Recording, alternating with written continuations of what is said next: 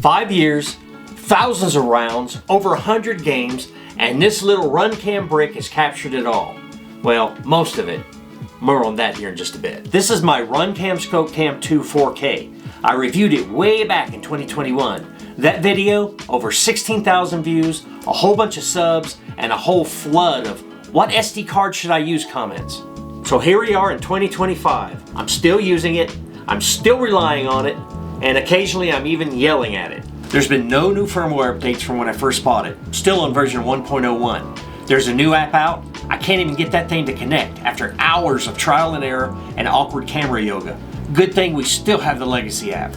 And that little rubber gasket here that hides the SD card slot, well, mine died after a few weeks. Ripped that sucker clean off. So, how is this thing held up after a half a decade of abuse? Let's talk about it. Just to refresh your memory, this camera shoots up to 4K at 30 feet per second or 1080p at 60 feet per second. It has a built-in microphone, USB-C charging, and a standard Picatinny rail mount. It's compact, light, and still one of the easiest cams to slap right on your rifle. No external recorders and no extra battery needed, unless you want to use one. The real question, how does this thing perform when the shiny newness wears off? Surprisingly, this thing is held up great. The footage is still crisp, it handles contrast and motion better than most of those newer budget cams that are out there now. The build quality, solid. No cracked body, no busted mounts, at least not on my rig.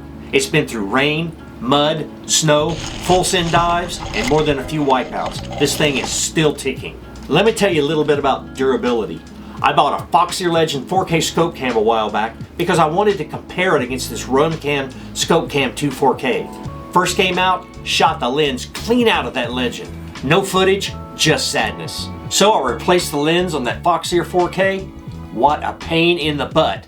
Took it out again, boom! Shot out immediately on the second game. Meanwhile, this Runcam ScopeCam 2 4K, man, there's not a scratch on the lens. Turns out it's 1.5 millimeter thick Gorilla Glass, confirmed by the company when I emailed them. That's why this thing has survived 5 years with head-on BB fire, and the Foxier, man, it's around here in the drawer someplace gathering dust. If you're looking to buy one now, you're totally in luck. You see, I originally paid about $329.99 for mine. Right now on Amazon though, they have this long range version for just $189.99. And the mid-range lens is also available. If you got Prime, you always get free shipping. And no overheating, ever, which is a whole heck of a lot more than I can save with this freaking GoPro Black that costs twice as much. Now battery life's taken a little bit of a hit, probably down about 25% from day one, but honestly, that's not a problem. You can power it while it's recording, and that's what I've done for the very long days. Now here's where it gets a bit sketchy. I've seen a lot of players snap the USB-C port clean off the board just from bumping the gun. To be honest, it doesn't take a whole lot. This is a magnetic, rotating USB-C connector. It's cheap, it's reliable, and it's saved my camera more times than I can count. If you're powering externally and not using something like this, well, I hope you're ready to buy a new camera or take your camera apart, and I hope your soldering skills are up to date. Now let's talk about what's aged like milk. There's this buzzing sound that lets you know it's saving a video about every 12 minutes. It's still there, and during that time it's saving between videos, it doesn't record. And yes, the microphone here on the back picks up that buzzing loudly. Over the years, I've lost dozens of hits because of that little pause. It's like the camera's way of saying, you really didn't want to keep that footage, did you?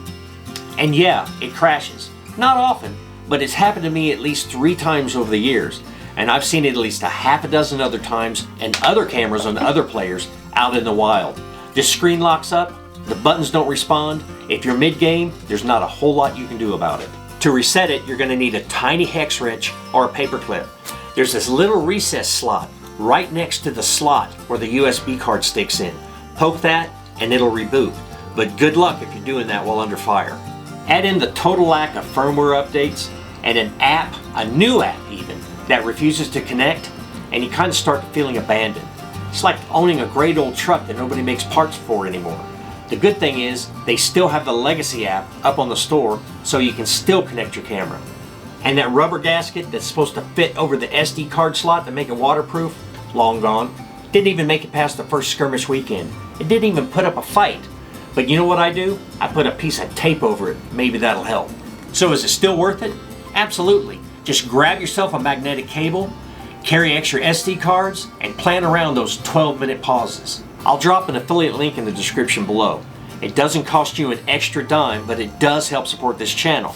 It's a win-win. Bottom line, this camera is rock solid and beats every other ScopeCam out on the market today, glitches and all. Thanks for watching, guys. Shreq Airsoft would not be what it is today without you guys watching, liking, subscribing, and commenting. As a matter of fact, why don't you leave me a comment and let's see if we can blow up that algorithm. I got the original video when I did the first review of the ScopeCam right here for you. In the meantime, play hard, play strong, and play fair. Shreq, over and out.